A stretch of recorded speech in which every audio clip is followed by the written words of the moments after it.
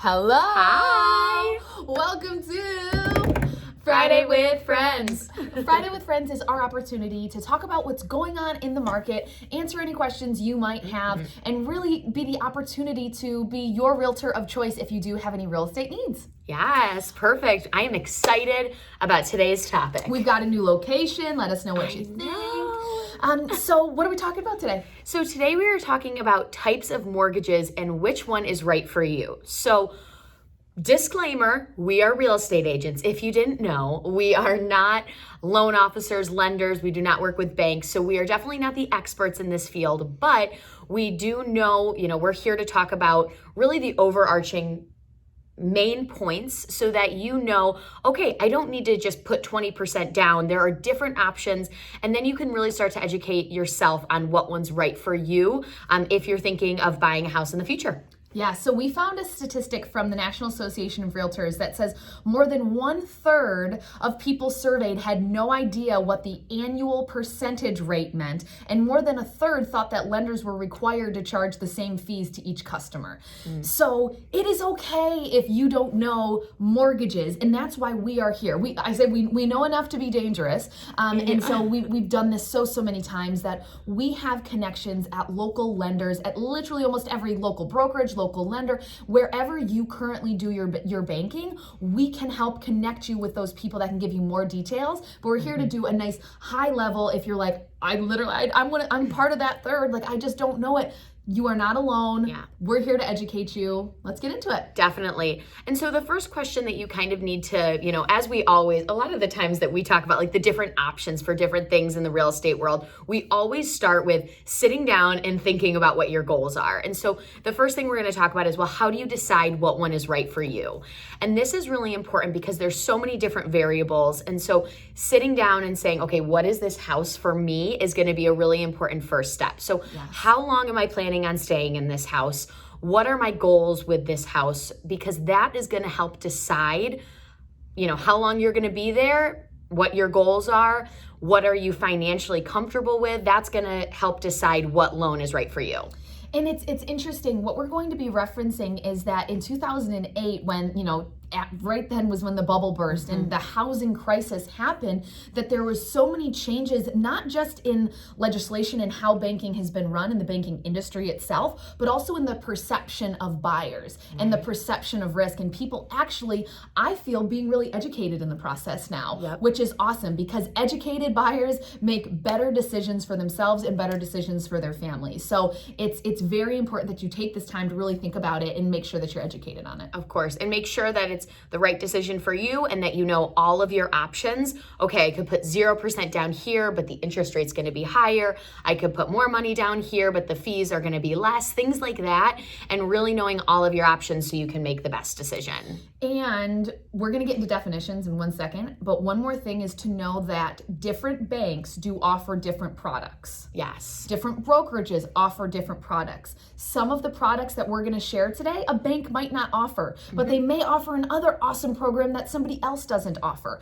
So that's why when we have a client that we are working with and we know they're going to go with teaser, a USDA loan. We're going to make sure that we are connecting them with a loan officer from a bank or a brokerage, whoever offers it, that can do that too. Exactly. So that is why we come here to be able to say, hey, we can help guide you in this process. And we also partner with loan officers and banks that follow the same rules that we do about education, number one, and always just making sure that the client is getting the best service no matter what. So one bank might not offer FHA, but they say, oh gosh, this is the best product for this client. Let me refer them to someone else. And they might actually send you to a different bank, a different lender, a different loan officer, because that product is going to be what's best for you. So that's why it's so important to do your research, talk to different people, because there's going to be so many different options out there. Yes. Okay, so let's get into definitions. Perfect. So kindergarten style definitions. 1, What is a mortgage? Ooh, good one. Let's hear it, Mans. Give us the answer. So in simple terms, a mortgage is an agreement for the bank to lend you money in order to purchase a house. And then there's a period of time that you have to pay it back. So you'll hear 15-year mortgage, 20-year mortgage, 30-year mortgage. That is the term that you are agreeing to pay the bank back at. Yep, exactly. All right, what's next? So next is interest rate. Now, of course, the bank is lending you money, so they want some, return for that, making sure that they're giving you their money, so they're going to make you pay an interest rate on that. So that is the money you pay the bank for allowing you to borrow that money. And it's monthly, it's compounding, it's a little confusing. It's also known as the APR. But these are the rates interest rates change every single day. Yep. And that's why we never talk about interest rates, because they change. And the second we tell you, they're going to be different. And that's why we have lenders that literally you could call them at any moment and say, what are the rates today? And they can share that. And what's so funny is we see, in today's age, we see, okay, the interest rate, it went up to 4. And we're like, oh my gosh, it went to 4. But what's so funny is historically, we are at such a low right now. Back in, what was it, like the 70s, it was at like 7%, 10%.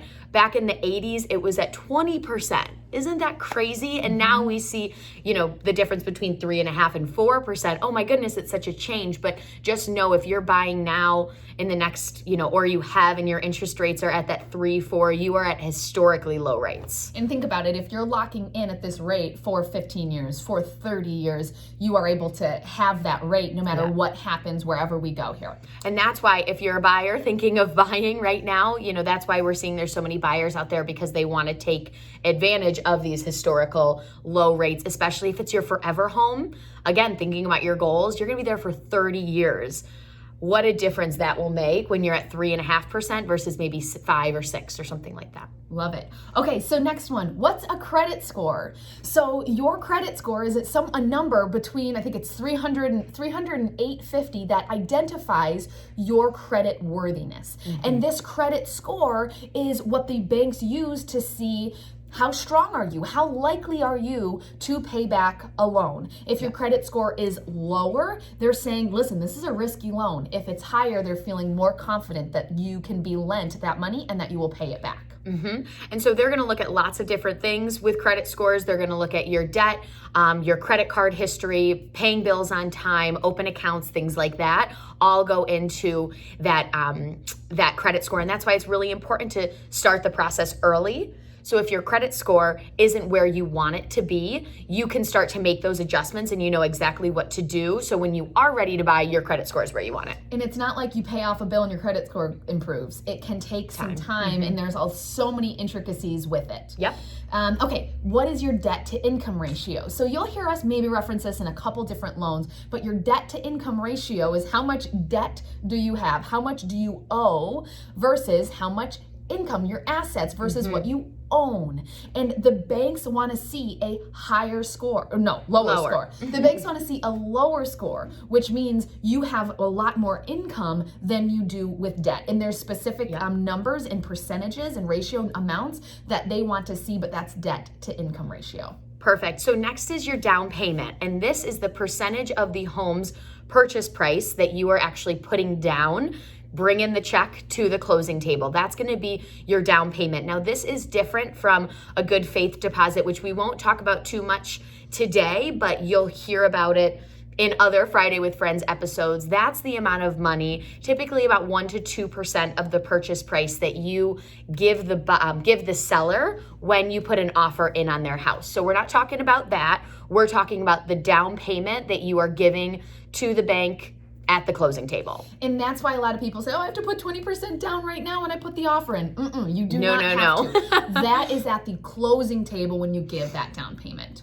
Yep, and we're going to talk about so many different types of mortgages today, and all of them have different down payment amounts. We're going to talk about some 0% financing to 20% or even more if you have the ability to do that. So just know the down payment, the banks can make it work for you to make sure that you feel comfortable with that. And of course, we have some stats because I like fun facts. The number of people who financed a home without a down payment peaked in 2007 for first-time home buyers just before the housing crisis. The numbers peaked in 2009 at 16% for all buyers, but today it's around 12% of all buyers don't put any money down. Interesting. Which that number's kind of decreasing, and what I honestly, like I said earlier, I think it's from the fact that people are really starting to say, listen, I don't want to put 0% down unless I really am in that situation, but a lot of them are working hard to save up to be able to automatically have some equity in their house. Definitely. Something to think about for sure. So next is going to be PMI, and this is the private mortgage insurance that really is what the banks are charging for their clients when they are, again, maybe it's a more risky loan. A lot of times we see it with government-backed loans or any, conventional financing that's less than 20%. We see that. And really it's just an additional fee that they're saying is insurance in case something were to happen and they weren't able to get that money from you for the money that they borrowed. So it's insurance for the bank. Not for you. It's insurance because you are risky that you may not pay it back, so they need these extra fees to make up for the fact that you are risky. Yep. And so it's something to consider when looking at all of your numbers, thinking, okay, I might have to pay, if I went this loan, a extra few $100s a month, or going this loan where I wouldn't have to do that. Different things like that. Definitely something to consider. In different lenders, you can pay it up front. You can pay it monthly, or you can pay it upfront or monthly. So make sure that's another, just so that you know what you're talking about. Perfect. Okay, and then the last one is an appraisal. And a lot of times people say assessment and appraisal and assessment and appraisal. Here's how you remember it. Appraisal. Think of the P for appraisal. Flip over the P to a B. It's what the bank cares about. It is when the bank is saying, this is the value that we assigned to the house. So that if Johnny can't pay his mortgage off, we have given him a loan amount enough that, and the house is worth enough that if he can't pay and I have to take it back, I as the bank can resell it for the value and I can get my money back. Yep. That's why the appraisal is so important to the bank. And that's a big reality that we're facing in this market, where you've heard us talk about, okay, we're getting multiple offers, up and over asking price. It's extremely common. And so that's something that with our sellers, we're looking at to say, okay, let's say the house is listed at $100,000 and we've got an offer that's at $120,000. Is the bank going to finance that house for $120,000 when it might only be worth $100,000? So that's a conversation that we're making sure that we're having when looking at certain types of loans. Yes. Perfect. Okay, so those are our definitions, and we wanted to just start with that conversation because everything we're going to be talking about is really going to be based on, we're going to say PMI, we're going to say down payment, we're going to say all of those, but this is kind of the meat and potatoes that we're going to talk about now. So perfect. What are the different types of mortgages is the question that we get asked. Let's first start with conventional. So Abby, give me kind of the high level overview of conventional and we'll work through it. Yeah, perfect. So a conventional loan is privately funded. That means it's not government backed. So the next few that we're going to talk about are going to be government backed loans. So this is privately funded. It typically is for our buyers out there that might be a little bit more well qualified. It's their move up home. It's their second home.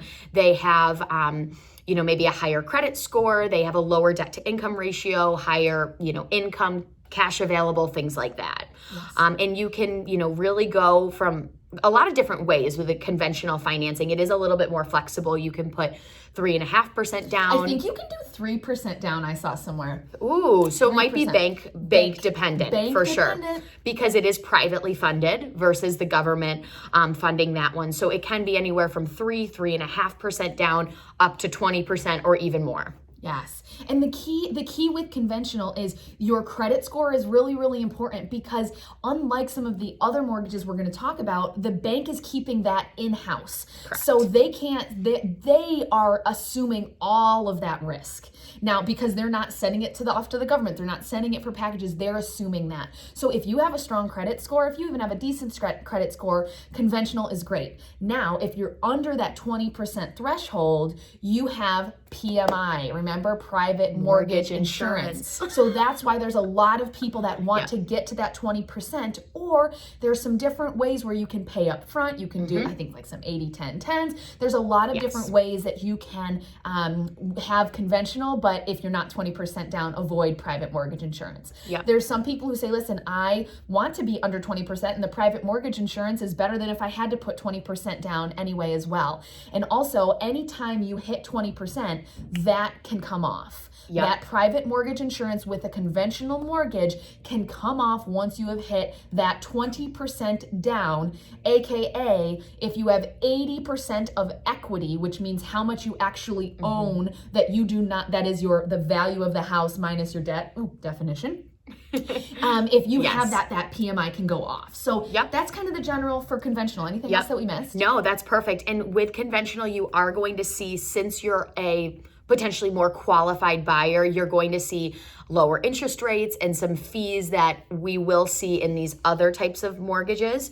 You can see that those are a little bit less because you're maybe putting more money down, you have a higher credit score, things like that. Yes. Okay. All right. So that's conventional. So the next one up is FHA. So it stands for Federal Housing Administration. And that is, again, this is what we're talking about with this government-backed loan. And there's more flexibility with this. You can have if you don't have a rock solid credit score, this is an awesome opportunity. We actually, a lot of first-time home buyers like this because whether they have a low credit score, or whether their credit just isn't, they haven't had enough opportunity to earn that or to raise that number for credit, they can be having this. And also for a long time there, conventional wasn't offering even that 5% down option. So it was either 20% or 3.5% with FHA. And that's really where FHA kind of found its steam. Yep, definitely. So again, this is perfect for our buyers that have a lower credit score, or they just haven't saved up, enough money to maybe put a conventional percentage down. We are going to see that mortgage insurance is required because it is a riskier or a higher risk loan for the bank. So we're going to see potentially a higher interest rate, but you will see that PMI, that mortgage insurance throughout, which means it doesn't come throughout off the life of the loan. Once you hit that 20% amount with FHA, it doesn't come off. However, here's the key. We were just talking about first-time home buyers. If you are a first-time home buyer, you're going to question how long are you going to stay in the property? And this is a conversation. This is why you need to think about it all, is because if you're like, I don't know, maybe 5 years, maybe 7 years. Maybe 3, maybe 2. Well, you wouldn't, even if you were a conventional mortgage, you wouldn't have earned the opportunity to take it off anyway. So that was a change that came out, and we thought that everyone was so worried about it, but it's really not impacting. Now, yes, sometimes it's a first-time house, and then you end up staying in there for 20 years. But this FHA never having PMI come off, it's FHA for the life of the loan is an important note. Definitely. And it does need to be with FHA and with several of these government-backed loans, it does need to be your primary residence. So if we're looking for a investment property or something along those lines, this is a whole nother conversation, but you're gonna need to go with that conventional financing because for FHA, USDA, many of these government-backed loans, you do need to live at the property. Great point. Well, thank you. Thank you. So the third type of loan is a USDA, U.S. Department of Agriculture. Is that what it stands for? And yes. Rural Development Loan. And this is like one of our faves because we do a lot of business in the Finger Lakes region, Canandaigua, Victor, Farmington. Basically what this is it's designed for families in rural areas. There's actually a map that you can Google, pull it up, type in the address and see if the home that you're looking at is eligible for USDA. So it's really neat because the government finances 100% of the loan. And you can, we haven't talked about concessions. AKA though, that's 0% down. Keep going. 0% down. And here's why, because the government wants to support rural development. Correct. That's the whole point of this. But the other piece that, and I want to make sure you're asking the right questions to your loan officers because I know that it changes sometimes, but there's a thing called concessions. And here in today's market, it doesn't even have a conversation. It's very, very hard to have concessions. But essentially a concession is you purchase a property and you say, I'm purchasing it for $97,000, but you say, I'm going to purchase it for $100,000 with $3,000 in seller's concessions. Yep. And the conventional mortgage, you can have a different amount of concessions than FHA. FHA can have full 6%. I don't know what conventional, we'll talk to your lenders. Full, but USDA, not only can you do 0% down, but last we knew, you can have up to 6% in seller's concessions. So we have, not right now when there's multiple offers, not right now, but we've had a process where a seller or buyer who purchased with USDA got full 6% concessions, and it literally paid for everything. Yeah. They didn't bring anything to the closing because that's table. gonna, you're putting 0% down, so really all your fees that you would have to normally pay for at closing are your bank fees, things like that. Taxes, insurance. That 6% then covers that. And we've had people that come to closing with little to nothing. Yes. So it's really, that is the government saying, how can we push and support these, people in rural areas? And sometimes I've had condos like in Farmington and Victor qualify. And you're like, not really rural, but it does fall under that map. So the map is changing. So of course, always, check with us and we can send you a link to that to keep a pulse on it. But definitely something to consider if you are in a rural area. And I think there might be an income restriction. Have you heard of that? Yep. There might be an income restriction with USDA, but if you are thinking of if you're thinking of buying in more of a rural area, check that loan out. Check it out. And again, some banks offer it, some banks don't. Okay. All right, next one. Go ahead. So the next one, we have a VA loan. So this is the Veteran Affairs loan. Basically, it is if you served in the U.S. military, if you are a spouse, anything along those lines, you can qualify for this loan. Again, 0% down, 100% financing by the government. And it is huge because it is also military or their spouses. So you have that, and I think it's for like lifetime. And it is a fantastic, fantastic loan that is a great way to honor everyone who serves. So that's awesome. Definitely. All right, and the last one. Perfect. And then the next one is a bridge loan. So this, you might have heard it as like a gap loan, something along those lines and we're seeing it as a really hot topic in today's market when you have to sell a house in order to buy a house. And in this market, it's really hard to buy a new house when you say, hey, I'm contingent on selling my house. So what this allows you to do is to use the equity from the house that you have now and help get qualified non-contingent to purchase your new house. So you can purchase without having to sell your property. Exactly. So the bridge loan, there's so many different options, and sometimes what we do is we get pre-approved for the bridge loan, but then we can sell your house before, and you never even have to use it. Exactly. So that's the key. The key here, and we hope the message that we're giving you is these are high level, but when you know the questions to ask, when you know the options that are out there for you, you can make sure that the questions you are asking to your lender and the conversations you're having with your lender are ones that you're really able to see what's important to you. Is lower monthly payment important? Is not paying mortgage insurance important? Is having a lot of equity important? Is getting seller's concessions important? Whatever it is, making sure that you know the questions to ask so that you can ask them to yourself and then have that as you engage in conversation with your loan officer. That's such a great point. And just to piggyback off that, there's also, you could look at 3 of these options and say, well, I could go conventional, I could go USDA, or I could go FHA.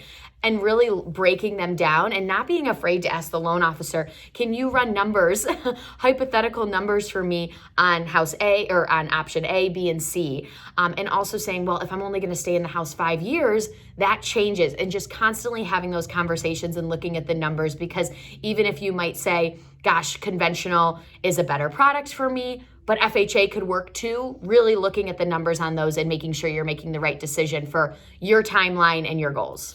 And it's not necessarily saying I have to decide it right now.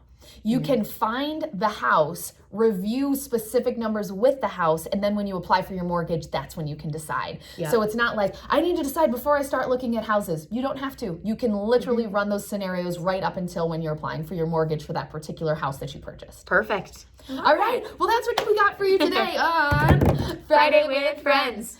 As always, Friday with Friends is our opportunity to talk about what's going on in the market, to answer any questions you might have, so that if you have any questions, we would love your opportunity to be your realtor of choice. If you have any real estate needs, we'd love the opportunity to be your realtor of choice. Let us know if you have any other topics you'd like for us to chat on, but tune in to our Facebook page and our YouTube channel and our website where you can see everything that we are doing to help make sure that education is a top priority for everyone in our community so that we can make sure that all of your real estate needs are being met. Definitely. All right, guys. All right, have a good one. See ya.